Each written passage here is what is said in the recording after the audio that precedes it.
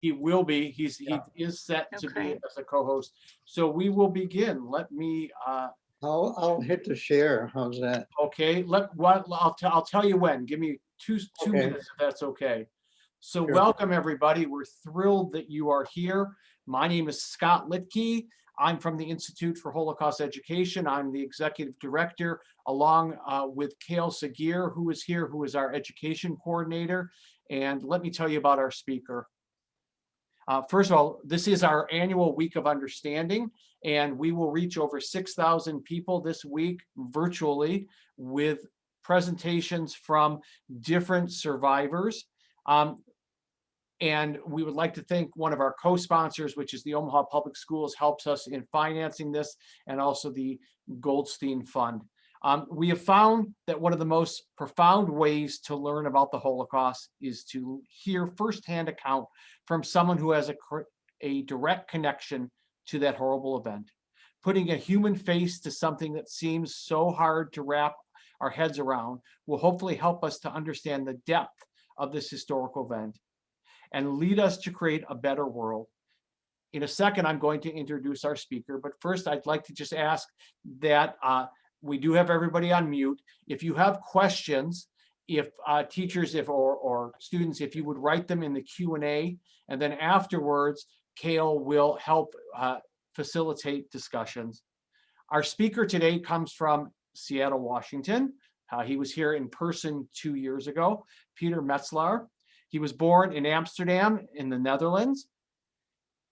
He is a part of the Holocaust Speakers Bureau from the Holocaust Center for Humanities out of Seattle, and we're grateful for their loaning of him to us. And we are also very grateful that Peter could be with us this year. We wished it was in person. As we said, we wish we could give everybody a hug, but believe me, this is the next best thing. So Peter, take it from here. Okay, we're going to hit the share. And let's see, now we got to hit, I just want to make sure here. You're sharing your screen. Is that right? I just hope we're. Yep, that looks good. We can see your screen. Is it? Let me see. I want to make sure that we can advance over here. No, not yet. We got to hit Zoom. I don't get that little start, that little setting on the left side of the top. Do you get that from the standpoint of the PowerPoint? Yeah, you're right. I do not see that either. Yeah. Let's see, maybe, no. Why don't you shut it and reopen it and see what happens? Stop share. I'm sorry about that. And let's see. Gee, I'm so sorry. I thought we were all set over here. Let's share. Let's try to share the screen again. And share. We get the top. Son of a gun. What is happening here? Zoom US, is that Zoom preference? Technical schedule, hide Zoom. That's all for your Zoom. Yeah. I wonder if you go down to your bottom, where to your PowerPoint. Oh, there it is. It's down in the bottom left-hand corner. Do you see the arrows? I don't. In the bottom left-hand corner of your screen. Right there. Right there. Ah, There you go. There it is. is this it? Yep, that's it. I can That see the is maps. There you go. All Okay, right. thank you Thanks, so much. everybody. All right, let's get to the beginning. Hey, thanks, everybody. Sorry for the goof up. You know, that's what happened to old folks. And so it goes. Again, my name is Pete Metzelaar. As Scott mentioned, I was born in the Netherlands, Amsterdam, Holland, or the Netherlands. Up front here, by the way, just to make mention of it, the story that I will be telling you is of my own personal experience. I was there, needless to say, I was quite young. When all the heck started, I was 7 years old. The map that I'm showing you over here of the Netherlands, as I'm sure most of you know, it's just a very small country on the western slope of the continent of Europe. And the main reason that I put that up there is, as you notice, the entire eastern borders Germany. Relative to the population, which was like around 6 million people prior to World War I, there were only about 144,000 people of the Jewish faith. By the end of the war, which was exactly 5 years, of that 140 some thousand people, almost 80% were murdered. I mean, intentionally murdered. It was programmed out that way. Hard to conceive that a planned plan can do this.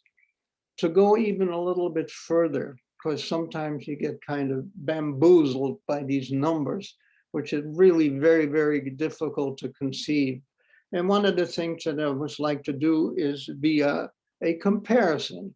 And all of you, there's no doubt in my mind, are familiar with this piece of horror in the history of the United States of 9/11, when 3,000 innocent people lost their lives. 3,000. How do you put your mind around a number like that? 3,000. Keep in mind the people related to it, aunts, uncles, children, but 3,000 people.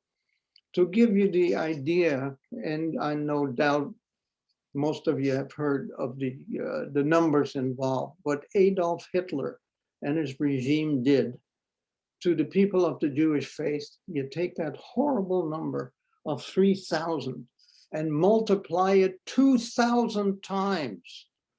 Are you ready for that?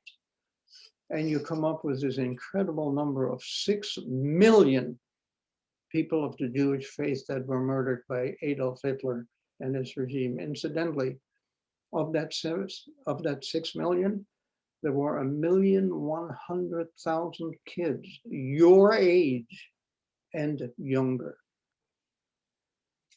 Every country that Hitler occupied, he put rules and laws into operation. There were dozens of them, only related to the people of the Jewish faith, what they could and could not do. I shouldn't say could do, what they could not do.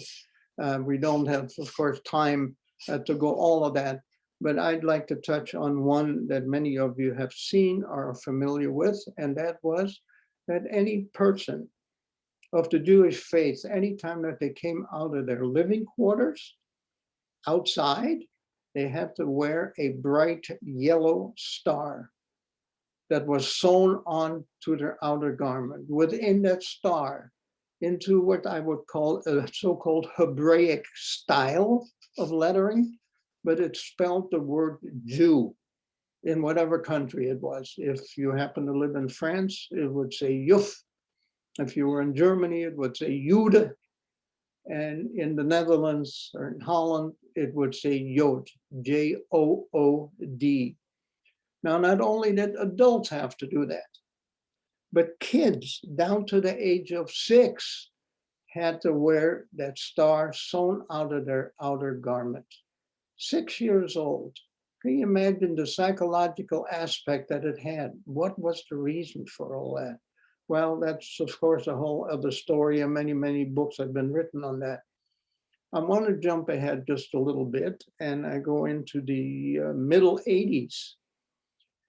My mom was still living in Southern California at the time, and on one of my visits, I found a box of old photographs. And in one of those photographs was a picture of her. And she was probably 22, 23 years old. A picture of her wearing a coat. And as you will see in a moment, it had that star sewn on that coat.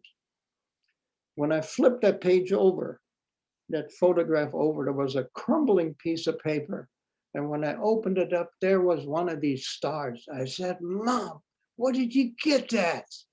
She got really, really upset. She says, "I don't know."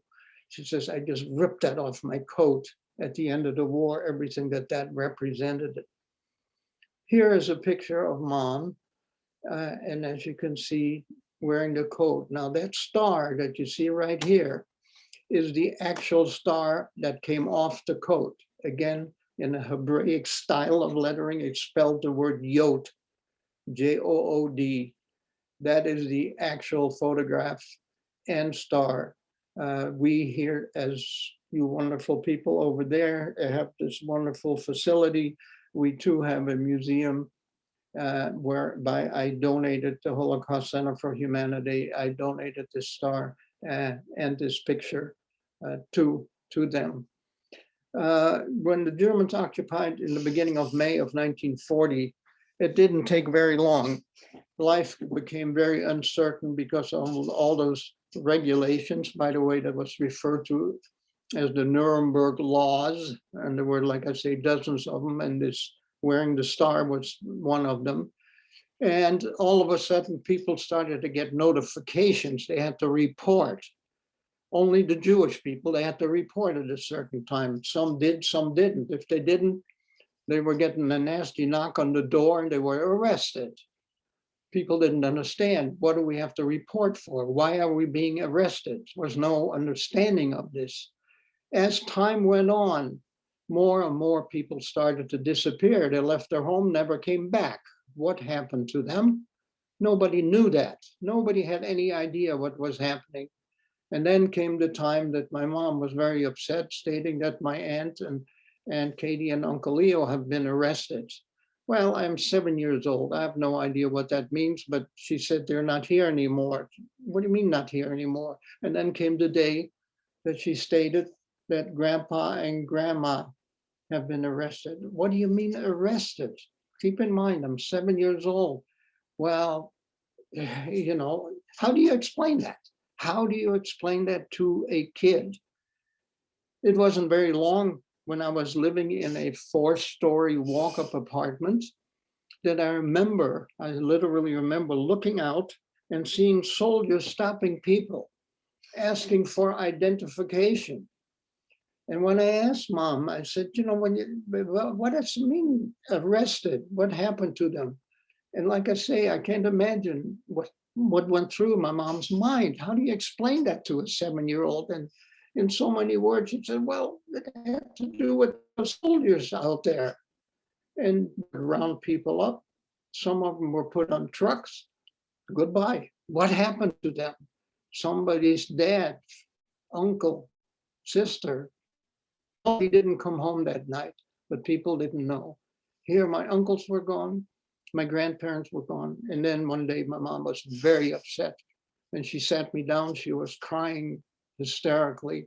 And she said, Dad has been arrested. My dad used to like to fish. He had a 2-man rowboat. That was one of the laws of those Nuremberg laws, that a Jewish person could not own a boat. If you want to call that a boat, a 2-man rowboat. He went fishing on one of the canals. That wasn't allowed. This was in June of 1942. He was arrested, and that was the last that we ever saw or heard of him again. More and more people started to disappear. And in every country that Hitler occupied, as many bad people as there were that sympathized with the enemy, with the Nazis, there were a lot of good people. And those people formed a resistance force, a so-called underground, totally in the very beginning, totally independent, one person in one block, 2 people in another block, totally unorganized. But those people basically took an attitude. We don't care. What it seems like it is all the Jewish people that are being picked up. Who cares? Who are these Germans taking our citizens away, and where are they going? And those people would do things for the Jewish people they couldn't do themselves.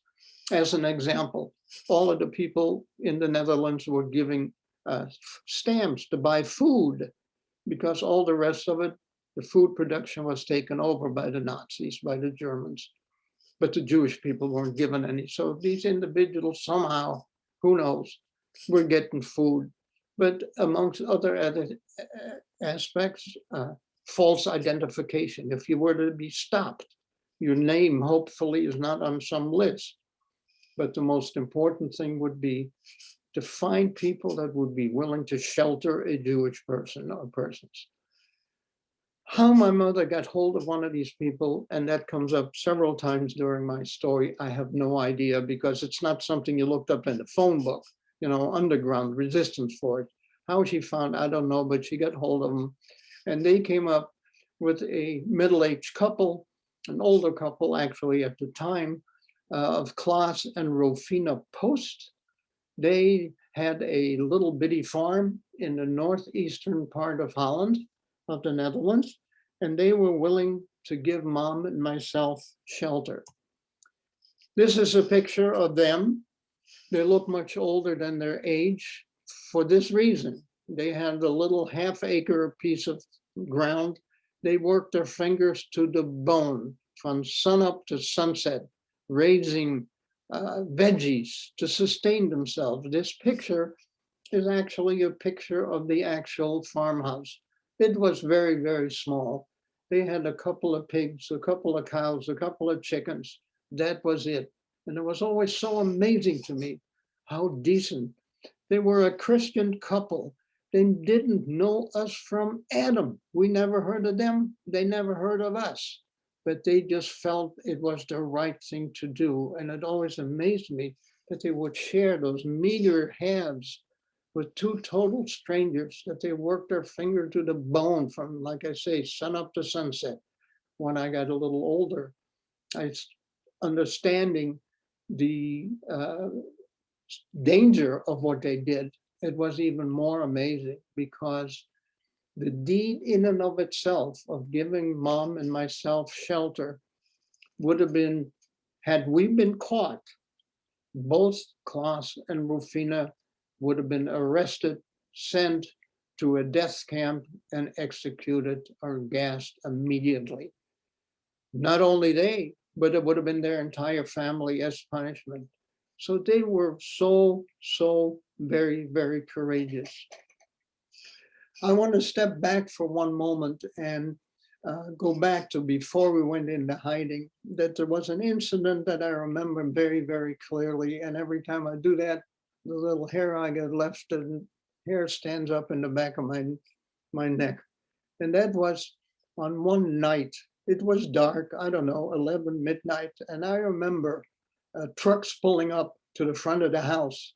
And in the quiet of the night, I remember these German soldiers yelling at the top of their lungs, "Alle Juden, raus! All Jews, get out!" It was followed by doors being kicked in, babies crying. They hadn't come to our door yet. But my knowing of all the racket what was going on, the next day in school, several of my buddies were gone. And that just continued. And again, that led into the family disappearing. Well, being on the farm, the Germans, it didn't take long, started to find out that Jewish people were being hidden on the farm. And now the trucks came and started to raiding the farm. They would ransack these farms, stabbing with bayonets into haystacks. Sometimes a kid or an adult was hiding in there. If they came out, or if they found them hiding in the anywhere on the farm, arrested, put on a truck. Again, heaven knows where they went to. So one afternoon, Klaas came up and he did an interesting thing. As I say, that farm was old. The entire floor of the farm were 12-inch knotty pine boards. And he had taken a saw in between two of those boards, and right in the joint, he had cut a section of 6 feet. So in two joints, ended up with 24-foot wide, two 12-inch wide. And when you opened it up, down below was the dirt of this old farm. I mean, a couple of feet below. When I say old, when Mom and I got to that farm, it was probably already 30, 40 years old. There was no electricity, no indoor plumbing. Go to the bathroom, you had to go to the toilet outside, and it was primitive, it was old. And so there was the dirt. So now when Mom and I heard the trucks coming down the dirt road, we'd run into this little room, open up those planks, those floorboards, and we'd jump in there. Klaas and Rofina would take the boards, put them back on, throw a rug on it. You couldn't see anything. He did such a great job cutting those right into joints of those two boards. And Mom and I would be trembling, body to body, a foot and a half underneath the floorboard, as the soldiers walked over the top, looking, carrying on, kicking over furniture, all it would have taken as they were walking, like I say, a foot and a half over our heads. All it would have taken is one cough, one sneeze, one hiccup, it would have been all over. But it even got to be too dangerous. Klaus decided on something else, and only about 150, 200 feet from the farm was a little forest. Can't even call it a forest. Might have been a half acre of trees. And one day at dusk, Klaus told me to get a wheelbarrow and a couple of shovels. And I want to mention the word dusk. Needless to say, when it starts to get dark. The 2.5 years, a little over 2.5 years, Mom and I were in hiding on that farm. There was not a single time that either of us could come outside during daylight hours. Never. Only at dusk when it got dark. Reason being, there were other farms in the area. People get used to each other. You don't know who those people are. As I mentioned earlier, you got good people, you got bad people, you got traitors, you got enemy sympathizers. And if during daylight hours, Mom or I would have come outside, somebody on one of the other farms would have said, hey, who are they? That cannot happen. We lost our soul. We lost our being. We lost who we were. We could not have an identity, because if we did, that might be the last day on this planet. So we had to be indoors 100% of the time, other than at night when it got dark. Klaus had made some homemade toys. They were just such compassionate, wonderful people. And at night I could play in the back of the farm away from the dirt road. Mom could take a breath of air. So anyway, at dusk, he told me to get this wheelbarrow, and we went into this little forest. When we came to a rise, he told me to start digging, and the two of us dug for about a half a day, and we ended up in the side of a hill, digging a hole only about 3 feet wide, maybe 2.5 feet, 3 feet tall, 6 feet deep into the side of this hill. It was like a little cave. Klaus went out of the area, cut down some small trees, dragged them over, put them over the top like a roof. Then he took the branches and interwove them by the entrance. In other words, to get in, you kind of had to separate it, crawl in, and they'd bounce back. And when you stood right in front of it, it just blended into nature, couldn't tell anything. So now, when we heard, Mom and I heard the trucks coming, we'd run out the back of the farmhouse. We crawl into this hole. Man, was it scary. We, again, barely would fit in there, body to body. We couldn't see out because of those entrance, those twigs that would hide the entrance. And there were two things I remember very clearly that really, really frightened me. And that was, one, every time we were in there, we could hardly move in there. Dirt came trickling down. I was always afraid that the thing would cave in. But the thing I remember more than anything else, I'm getting to be almost not quite 8 years old, not quite 8. And the thing that scared me more than anything, I was aware that somebody wanted to harm me. Even got some idea that somebody wanted to kill me, but I didn't understand. What did I do? What is wrong? Why am I here? Where is Daddy? Where's Oma and Opa? What happened to Aunt Katie? What are we doing here? And the scary part was, is it this time they're going to come and get me? I didn't understand. I did not understand. Well, folks, I'm thankfully speaking to you now. They never did come into that little forest, that cave. I mean, it was scary as many times as we were in there. It was in the early part of 1943 that the Allies, being the British and the Americans, started to run bombing raids over to England to try and wipe out Hitler's war machine, the factories, the bomb factories, the airplane factories, et cetera, et cetera. And they came over from England. As it turned out, just coincidental, that little farm happened to be underneath the flight paths when they were coming from England on their way to Germany. And when they came over, by the way, they flew, as some of the folks may know, they flew what's called the B-17 Flying Fortress, built almost 13,000 of them during the war, built most of them here in Seattle by the Boeing company. But they would come over in groups of 700, 800, 900 at a time in formation on their way to Germany. The noise was deafening. They would be escorted, as you can see, by fighter planes. And it was just deafening, very frightening. Unfortunately, of the 13,000, almost a third of them were lost in combat during that period, during the war.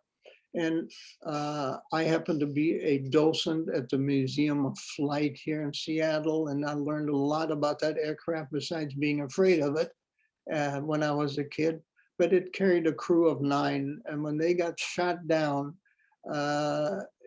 not many of them got out. Once in a while, they got some old newsreels showing a parachute opening up.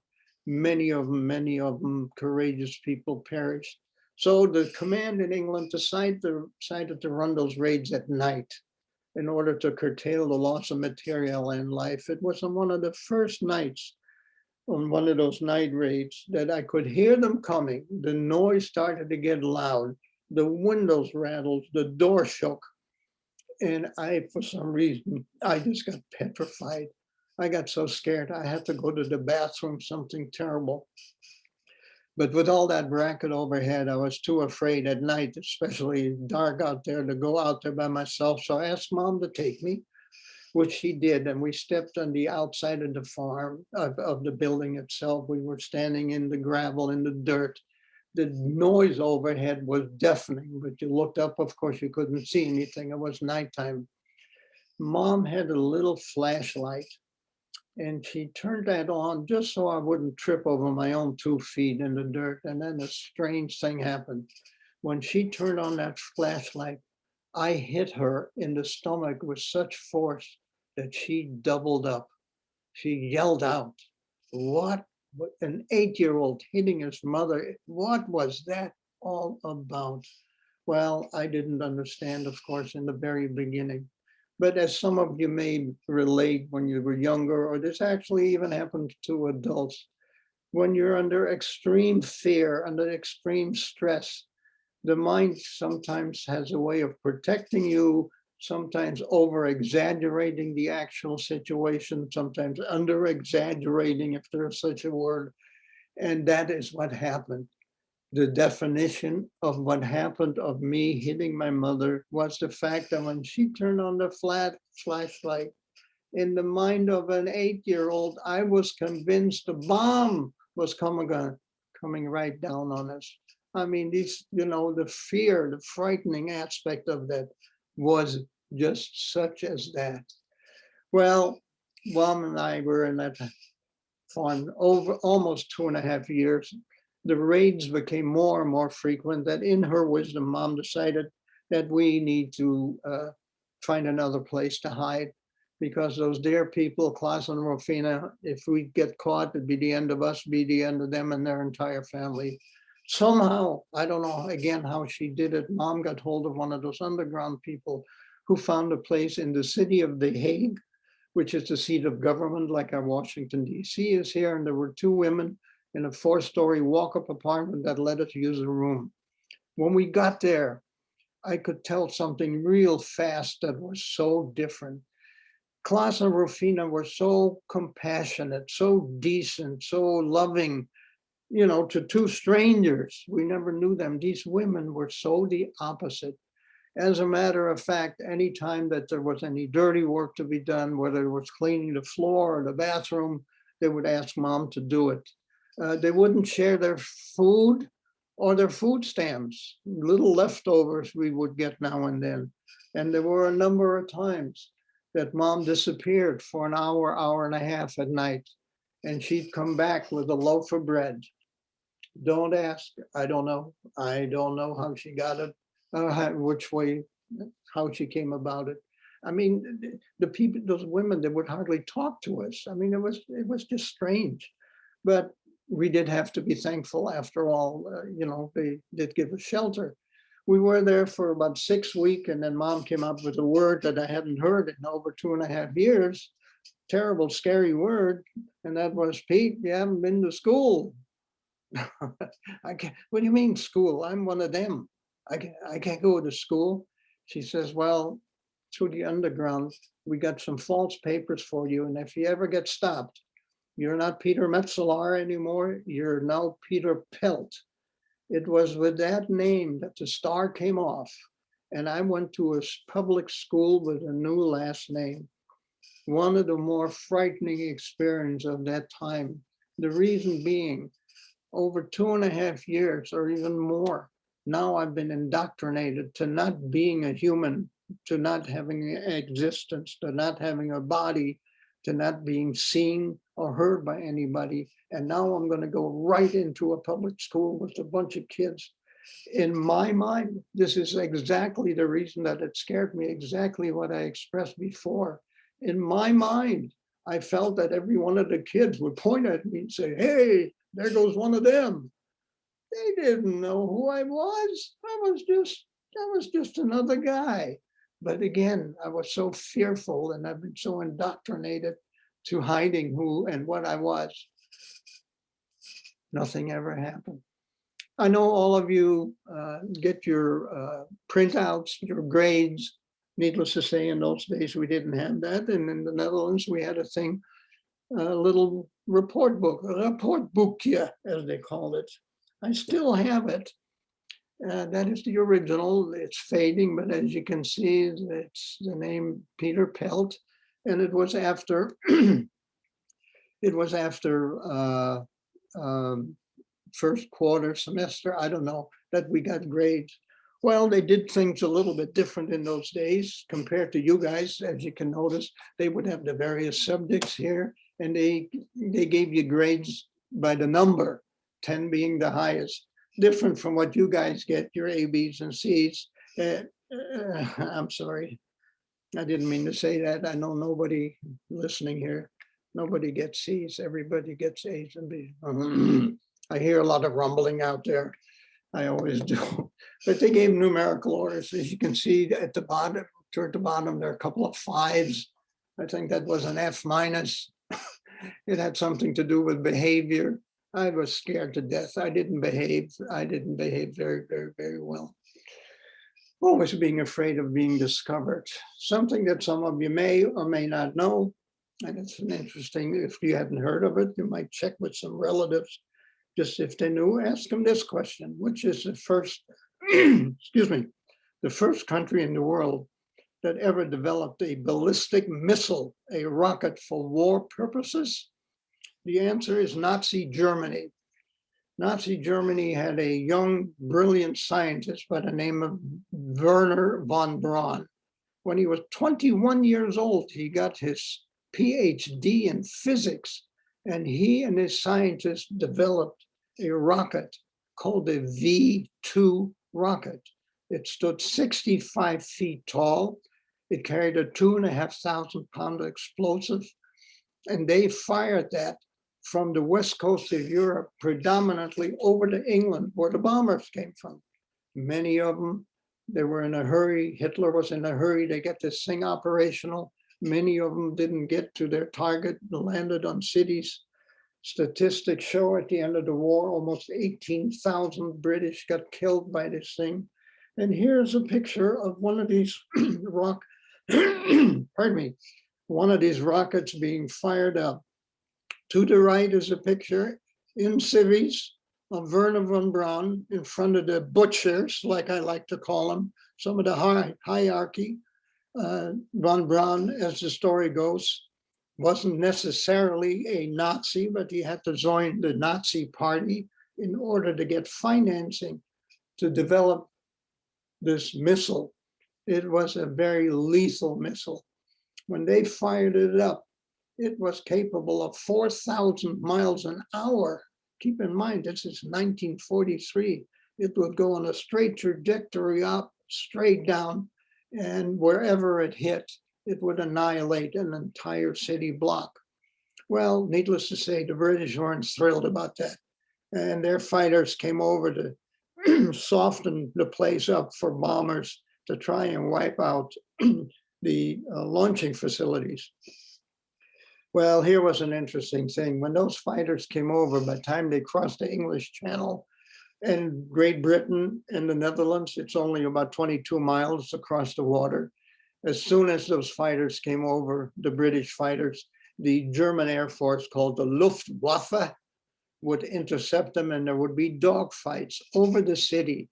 They would try and shoot each other down, needless to say. Well, today, today you don't hear much about dog fights anymore. Today you've got a sophisticated piece of equipment capable of traveling, 2,000 miles an hour or whatever. The pilot would just shoot, hit a button, and it would leave some missiles, and 100 miles down the way, people get their brains blown out, some for the good, some not. However, at that particular time, that didn't exist. So they tried to shoot each other down. The result was you could walk on the street. And by the way, those raids took place 2-3 times a week, trying to wipe out those launching facilities and those German interceptions, and could last from a half an hour to 45, those air battles. And when you got all through, you could actually walk on the street and you could find pieces of shrapnel. What is shrapnel? Basically exploded piece of ammunition. They were parts of anti-aircraft fire, bullets exploded, or heavy steel, jagged looking. And now comes this strange thing, guys. When I say guys, I mean everybody. And only the men, I'm saying boys, would think of this. I leave the girls out of it. They wouldn't be nuts enough to do that. Us crazy guys, including myself, did something strange. All of you are familiar in the United States. At a certain age, kids have trading cards. National Hockey League, the NFL, the NBA. Hey, I'll trade you ho, ho, ho for ha, ha, ha. No such thing existed in Europe. I don't even think it does now. But leave it up to us crazy young guys. And what was that? After those raids, we'd walk on the street and we'd collect these pieces of shrapnel. And the next day in school, we would trade them. Hey, Charlie, take a look at this funny one. I'll trade you for. Are you kidding me? Can you imagine that? Sign in again. Oh, anyway, something came up here. To try and collect shrapnel. It was on a Sunday afternoon. My mom decided to take the star off, take a little walk to a park a block away. No sooner do we get to the park and the air raid siren sounded, meaning the British on the way over, the Germans going to intercept all, what is going to break loose. Everybody went into the concrete, smelly underground shelter, so you could hear bombs exploding, rat-a-tat-a machine guns.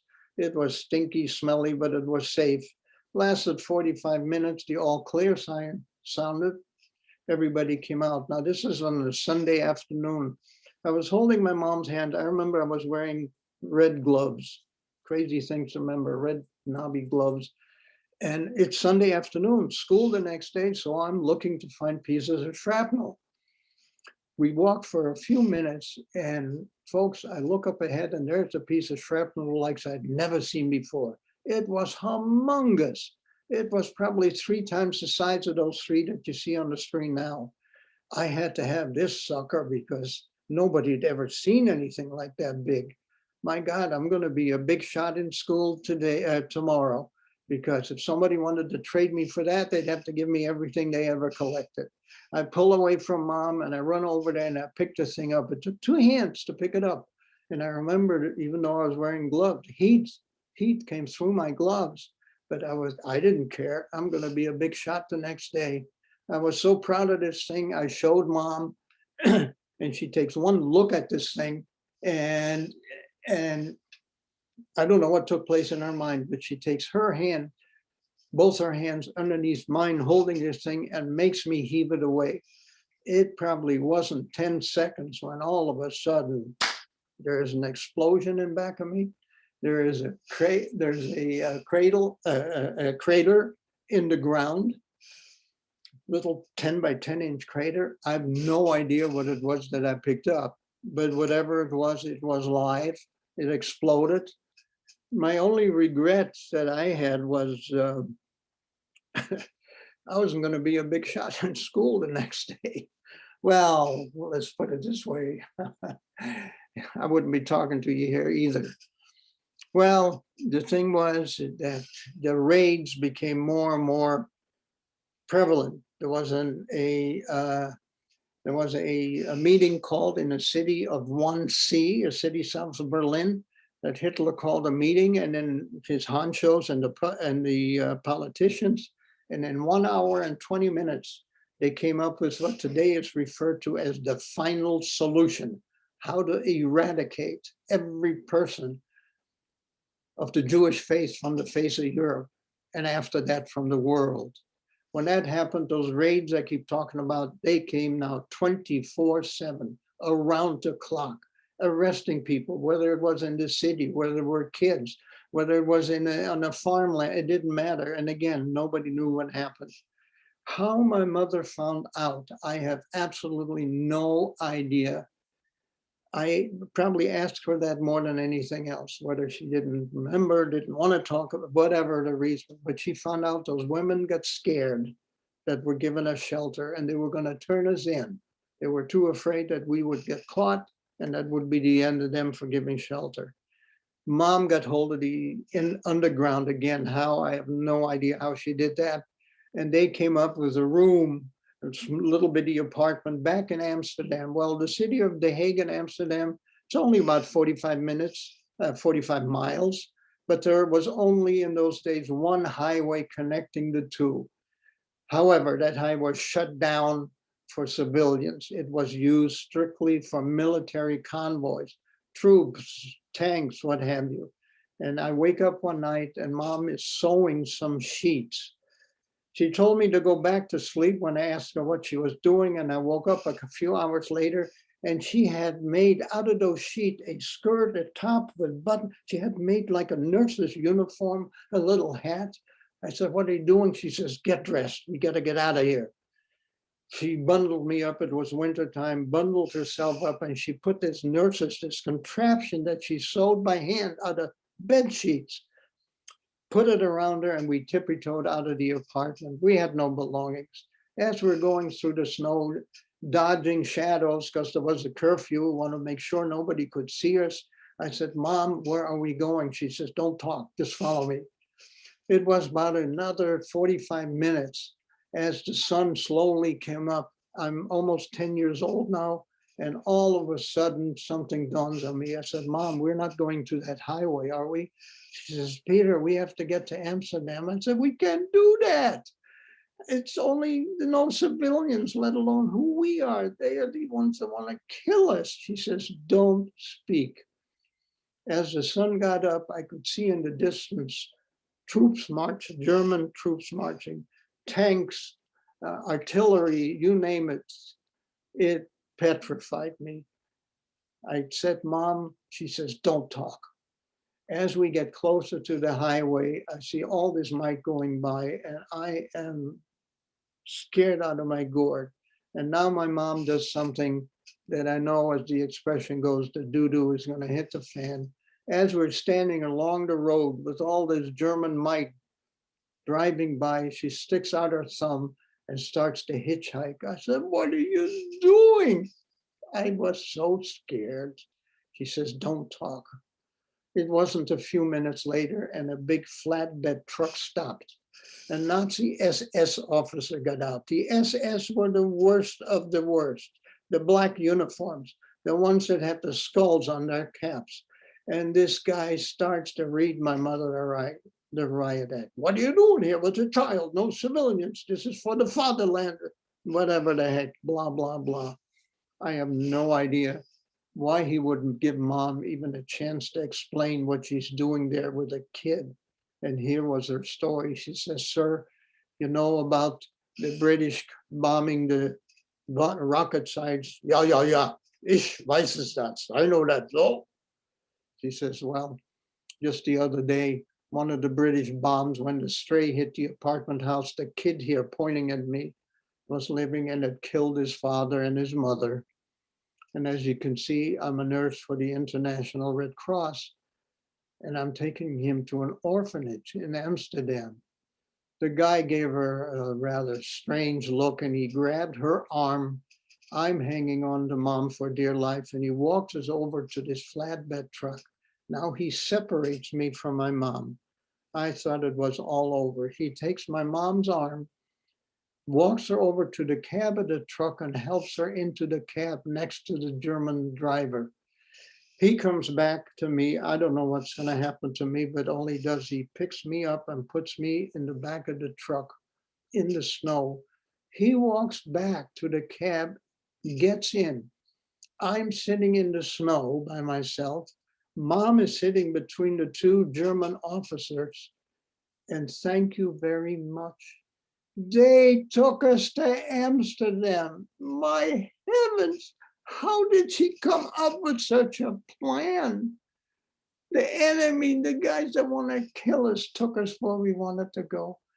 To this day, every time I get a little excited. I mean, how did she come up with this convoluted idea, this plan, where the people that want to kill us took us where we wanted to go? Unbelievable, unbelievable. I mean, to me, it is anyway. When we got to Amsterdam, there was no food to be had. There were all the trees were cut down along the canal. People had no coal because the Germans took over all food production, all production for the military. You couldn't even boil water and dip a turnip into it, call it soup, because there was nothing to heat it with. So one day, not more than a block and a half from this one room apartment that we got, there was a high school, an old high school that the Germans had taken over as one of their headquarters in Amsterdam. And the British flattened it, bombed you know what out of it. The result was piles of rubble amongst the rubble, splintered wood. The next day, hundreds of people, me included, with gunny sacks. I mean, it was finding gold, wood to make a fire, to warm up, to boil water. And we're on that rubble, and all of a sudden, everybody on this mound of rubble, block long, disappeared, ran away. I did too. I didn't know why. It turns out there were some German officers coming by, and you better not get caught, what used to be one of their headquarters. But people were desperate. They came back. Same thing happened about 10 minutes later. Everybody ran away. Well, not everybody. I didn't. I don't know if I was busy on a juicy 2x4 or whatever.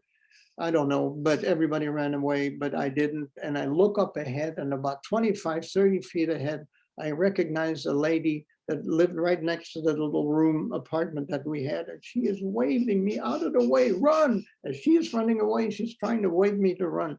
I stand up, and all of a sudden I'm grabbed by the collar, and I'm dangling on the fist of an SS officer. Well, here's an adult, trying to play a game with a little kid. As I mentioned, on the farm, I was never hungry. Klaus and Rufina fed us. But that 8 months, 9 months we were in the city of The Hague, I was starving, undernourished. Now I'm hanging on the fist, one fist of this SS officer. He pulls out a gun out of his belt, puts it to my head, and says, I'll give you 10 seconds. I didn't have to ask what's going to happen. And, an adult playing with a little kid, come on. Well, when he let me go, I can guarantee you my undernourished little legs, I could have won the Olympic gold in any distance you want to mention. I ran like a bat out of you know what. I was too afraid to go directly home. So what made it worse, I went through back alleys, over people's fences in their backyards. The sad part was the lady, the next door neighbor who tried to wave me out of the way, went over to the apartment and said, Ellie, I'm so sorry to tell you this. I just saw it, they got Peter. Oh my gosh, what the woman must have gone through emotionally. Unbelievable, unbelievable. The only thing I had no sisters, brothers, only thing she was living for, and now I'm a goner. Well, like I say, instead of being back home in 5 minutes, I was too scared to be followed. I went through any way I could to extend and go not directly home so I wouldn't be followed. And when I finally, instead of 5 minutes, came home in 25 minutes, whatever, I knocked on the door and mom was still hysterical, thinking I was gone. And I guarantee you, I'd never been squeezed so hard in my life for her to realize now that I was still alive. It was on the 5th of May, 1945, that the Canadians liberated the Netherlands. Oh, okay, I gotta do something here. You are screen sharing. Somebody help me I share. think you're good, Peter. You just need to get back to that arrow in your lower left corner of your screen. Oh, thank you, sorry about that. You're The welcome. arrow. I think, there you go. You see it now? Yep. The Canadians liberated the Netherlands. The war was over. Nobody in my family returned. Mom and I were the only survivors. 4 years later, for a better life, we came to America. We were in the city of New York, and because of time element, I know I'm running late, and my stopwatch just quit, so I hope somebody will keep me on mine. We moved to Southern California after being in New York for about 6 months. I did not speak any English. I'll give you one little example. There was a polio epidemic going on in New York at the time. My mom sent me to a summer camp in New Hampshire. And even though I didn't speak any English, playing with kids your own age, you learn the language quicker than anything else. But I never played baseball before. All I knew is some guy threw a ball and I had to hit it with a stick. And of course, every time that I swung, I struck out. I was so embarrassed. And I remember one kid telling me, he said, I was so embarrassed that I said every time I struck out, I knew the word bad. I was bad. And I said, I'm getting badder. And some kid says, you're not getting better, you're getting worse. I said, no, I'm really bad and I'm getting badder. I didn't know the English language. Well, when we got into California, I never talked much about my history. People knew little bits and pieces, but all of that changed in 1992 in the fall. One of my sons was transferred because of his job to Belgium, the country just south of Holland. And he called us up and said, Dad, why don't you guys come out for the holidays? It was so exciting. I'd never been back to the Netherlands. Still spoke the language just a little bit. I went to school here. I was in the military in the US Army here. And I was so excited. And then something that came to mind through all of these years, whatever happened to that little farm and those wonderful people, Klaas and Rufina, and I got the sick feeling. I didn't remember the village. My mom was quite ill. She didn't remember. She remembered the name of the dirt road, the Veneburen. I said, Mom, I can't go to a foreign country and ask them about a dirt road. Boy, we didn't know. I went in the library, looked at all these names. Nothing jumped out of me. There was one name, Mackinga, that had the slightest bit of, Mom didn't remember that either. That's all we had to go on. We flew to Europe, spent a week in Belgium, was wonderful. And then we drove from Brussels to Amsterdam, only about a 2.5 hour drive. I got a big thrill. I was able to read some of the signs. We became tourists. We went to the Van Gogh and Rijksmuseum. We went, of course, visited the Anne Frank house. And then we took another 1.5 hours north to this Mackinga that really had no meaning. We come in this quaint village and we come inside there. And I told my son who was driving, pull over to this bank. I remember the name Robobank. I'm going to be embarrassed now. I'm going to ask for I'm in a foreign country, ask for a dirt road. The lady says, as we go inside, can I help you? I said, yeah, I'm embarrassed. I said, we're from America. I said, have you ever heard of the dirt road called the Veneburen? I'm ready to tuck my tail between my legs. She says, sir. She says, of course we have. She says, it's 5 minutes from here. I said, no. Oh my gosh, that was such an emotional time. My wife, myself, my daughter-in-law, my son, we were hugging, we were crying, having found a place we didn't even know where we were. In my case, stepping back in the history of almost 60 years. We're making such a racket. The manager came out, probably thought it was a holdup or something. Anyway, he invited us to the office. And I asked him, I said, have you ever heard of the Klaas and Rufina Post family? He says, of course I have. I said, no way. I said, how did you know them? He says, well, even before I became manager, they were customers at the bank here. I said, what happened to them? He says, well, they passed away in the early 80s. To this day, I have a hard time with that. I always think, why didn't I go back sooner? Give him a hug. Thank you for saving my life. Regret is an awful thing. I can't bring him back. But anyway, he drew a map. He says that farm is still there. I'm sure for the people that live there, if you'd like to look around, have no problem. We go, we see the name, the Feenebuur, and thank you, Mom. She remembered the dirt road, and we drive about a quarter of a mile. And my son was driving again, and I said, oh my gosh, there it is. I recognized the farmhouse.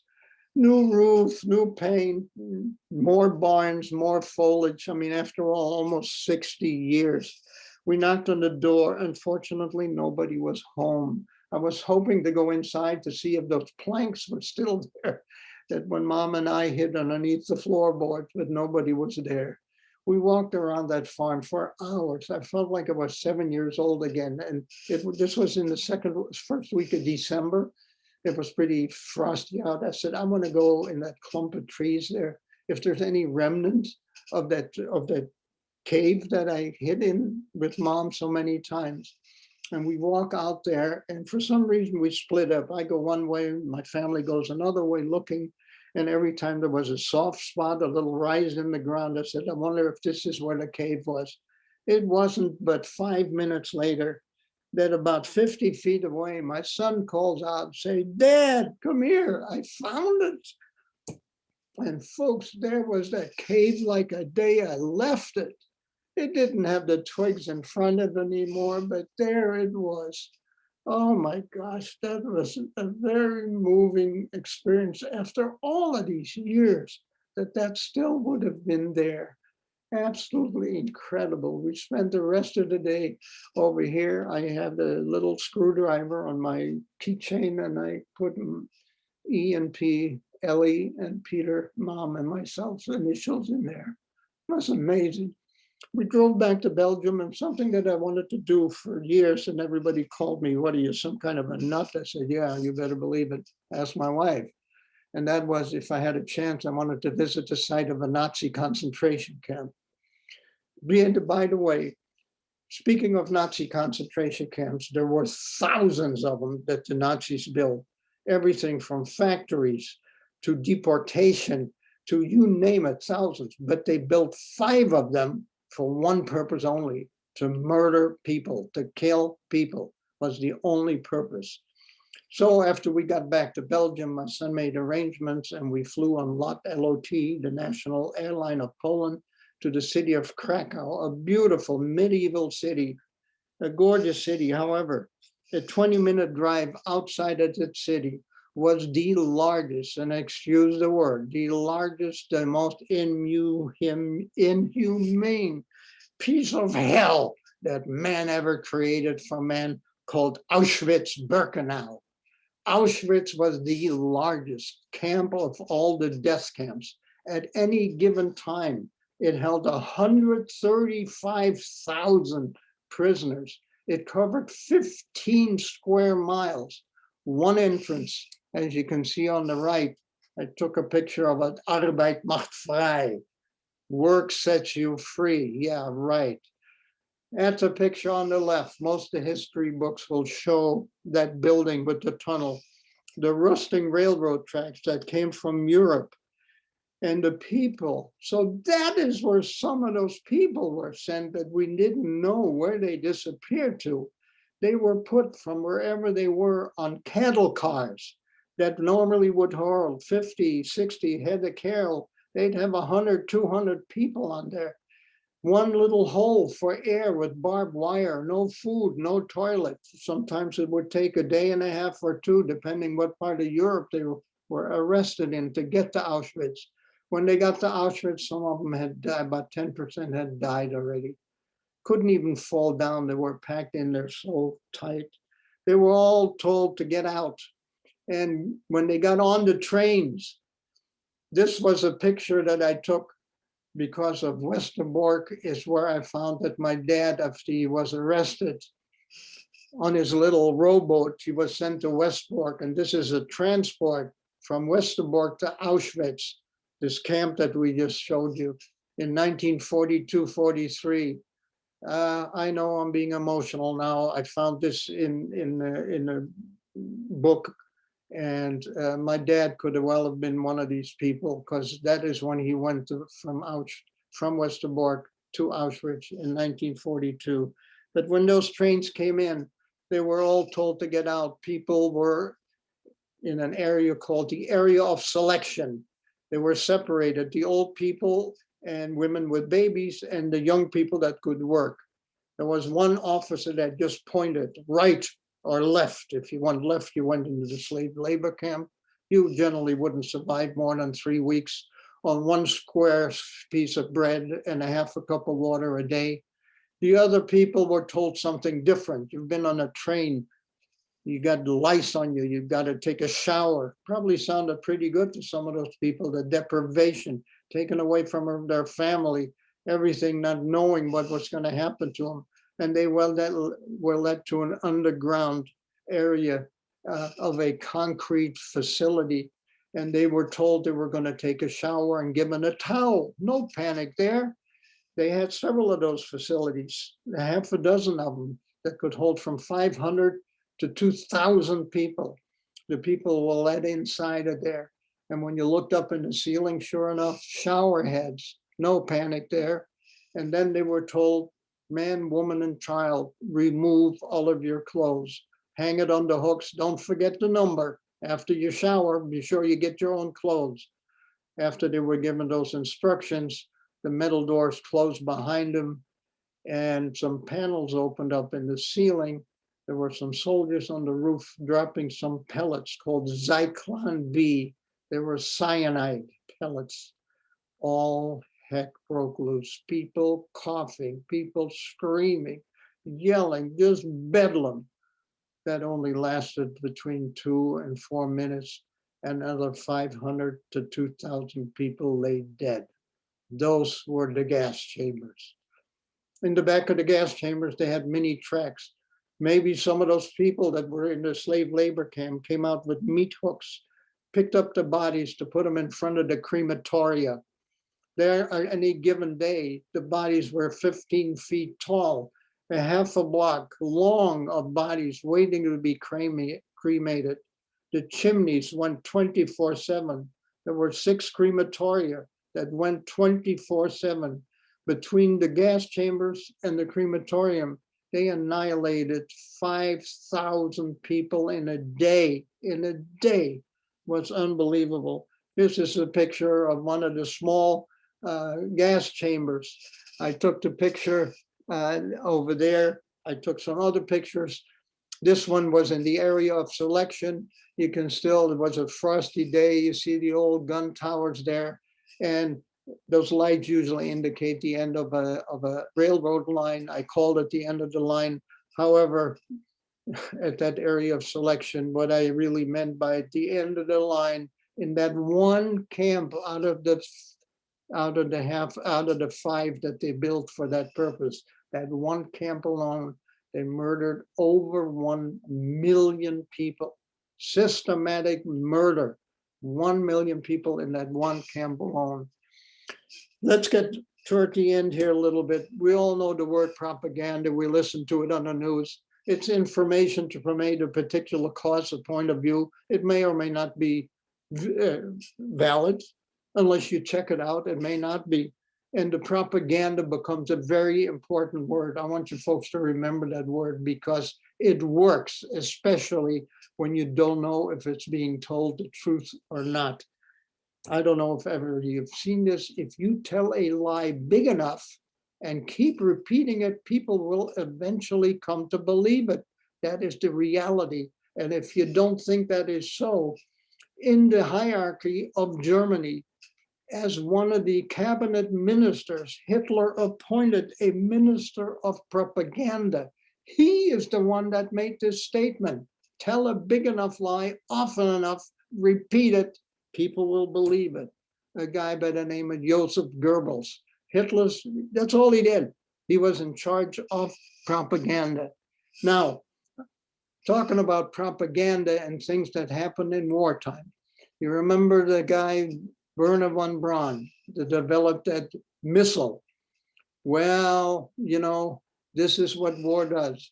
Here on one side, he is a killer developing this machine for the Germans that killed thousands of people. But after the war, being as brilliant as he was, the United States says, doctor, you can come out here. Dr. von Braun, which is scientist, come on over. We want to use your talents. The next picture that I'm going to show you may be something else that might be interesting to some adults even that may not know that. It was he, the former Nazi developer of the V-2 rocket, who is standing in a picture right here. In his early days and in his later days, he and his scientists developed this mammoth, to this day, the largest, the most powerful Saturn rocket that did what? It put the United States on the moon. That's right. Werner von Braun, the former Nazi, was head of the group that put the United States on the moon. I'm going to finish very quickly now. I'm sure we're running out of time. I hope I'm not over. One thing that I want you people to remember, and this is very, very important. Some of you may have already heard, I hope not, but if you did, you may in the future, that there are people in this world today that all this hellish piece of history that occurred, that those people will deny it and say that never happened. The Jews just made that up. Oh, really?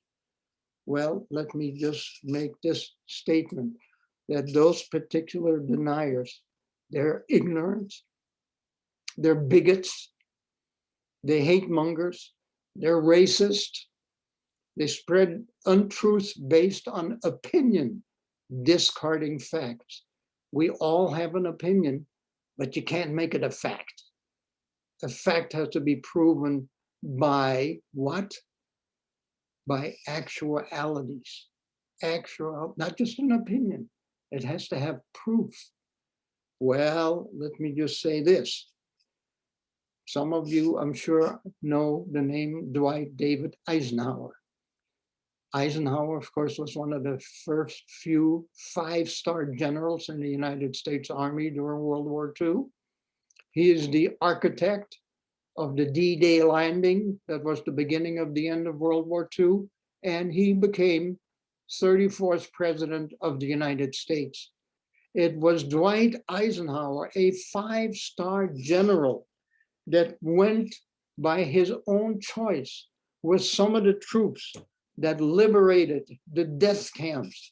This is a picture of him talking to reporters and soldiers, because at the end of World War II, General Eisenhower made a decision to personally visit many of the Nazi concentration camps.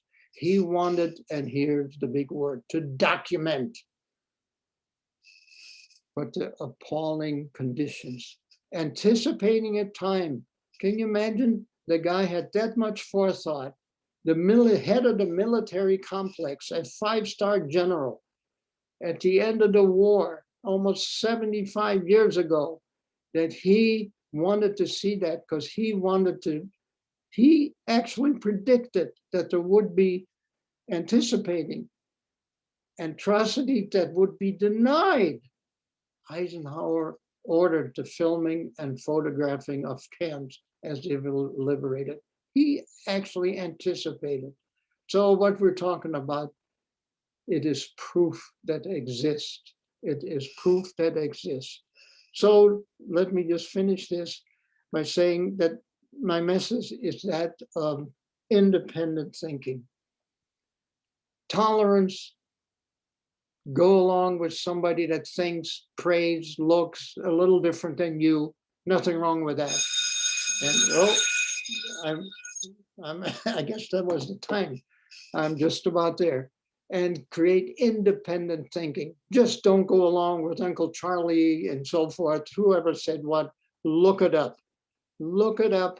And I would suggest to you that based on that, the truth has to come out. We have to tell the truth, just to clear out falsehoods, misinformation, You got to create awareness of mankind's capability of what they're capable of doing to each other, and create an awareness of certain similarities of today to those of conditions we led to what happened in the past.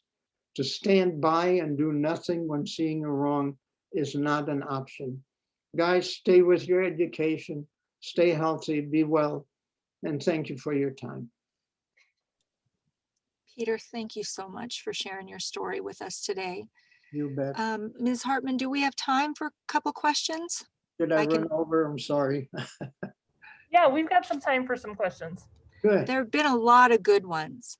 And Peter, if you want to stop screen sharing, then they'll be able to see you nice and large when you answer the questions, especially they have it on speaker view. Let's see. I got, Good. And then you can see some of the students. There were so many good questions. Thank you all for putting them in the chat. I'm going to lump a bunch of them together because many of them had to do with how you coped with all of this, because we see you now as this wonderfully humorous, intelligent man, but there's so many questions of how did this test your faith in God, and did you have PTSD, and how did you cope and recover from the trauma and the loss? And so I'm going to just lump that and rediscover your identity after hiding it for so long. So I'm going to just lump all those together and hand them to you and let you. thank you. They actually, it's more simple than it sounds complicated. Keep in mind when all this happened, it all happened between the ages of 6 and 10. I was a kid. I did not know what was happening. My entire existence, my survival was due to the cunning and smartness and foresight and courage of my mom, including those people that would take their own lives at risk for hiding us. And so I really had very, very little to do with that. In other words, I get that question many times, and it's a great question. How did you handle that? Well, I had no choice. It was just there. It is almost like saying to a person, I've heard this many times, and all of you have seen this on the news many times, when some individual comes by a traffic accident and the car is on fire and they save the person, a stranger saved them from coming out, and they call them heroes. And I've heard the definition. What is a hero? A hero is only a person who acts in a manner that actually endangers their own lives. And so I've had those people that were responsible for my existence.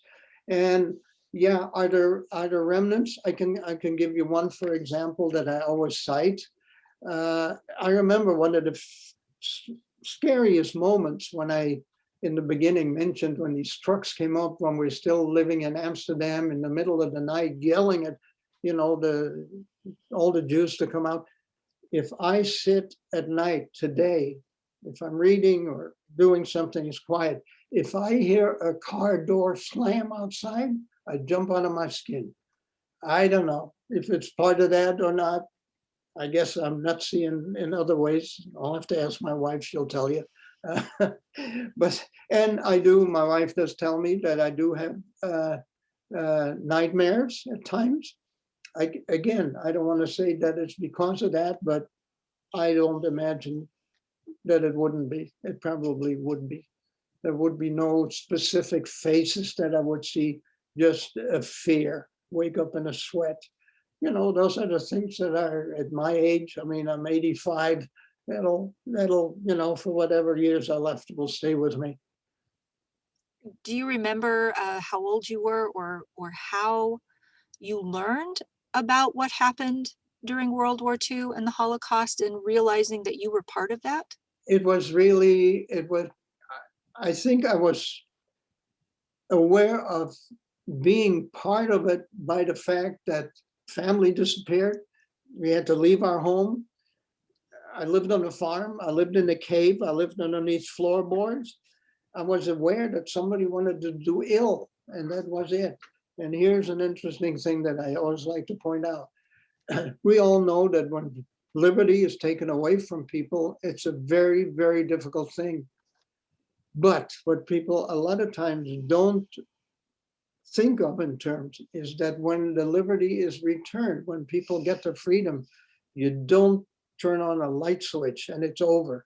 I mean, I do remember after the war, after we returned to an apartment, that I could play soccer with friends and I wouldn't have to look behind me. I could just be who I was, you know, I mean, nobody cared. I was just a person. It got used to being a human again, rather than hiding as a human being. The hiding part, I didn't understand, of course. When I say the reason for the hiding. So I'm going to ask one last question. Sure. From that time in your life, is there a good memory that you have held on to? Wow, that's a great there. Is there a good memory?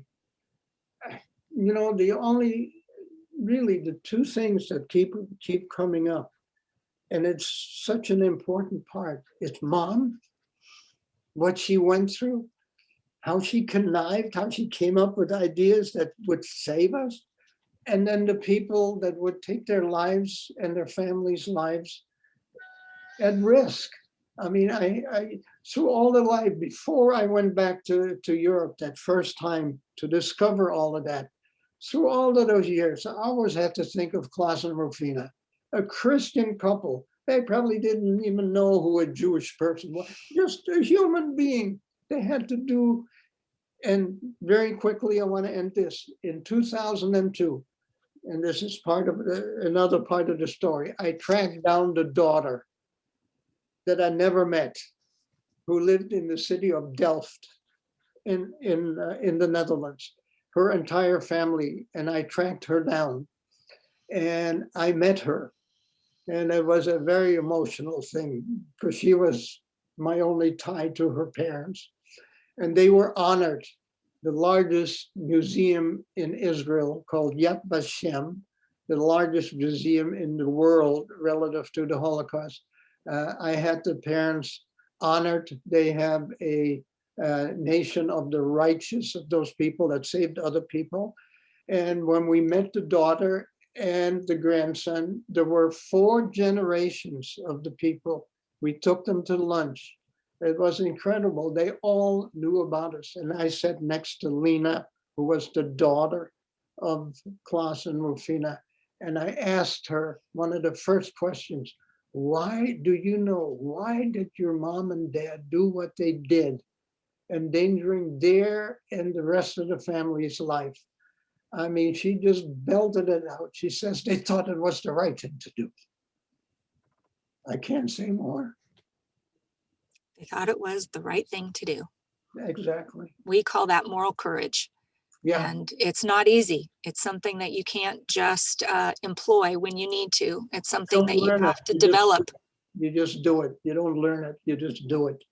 Yeah. And I think even today, the world is asking a lot of us, a lot of moral courage to stand up for what we think is right, to stand up for the health and humanity of other human beings that don't look like us or think like us or speak like us or believe like us.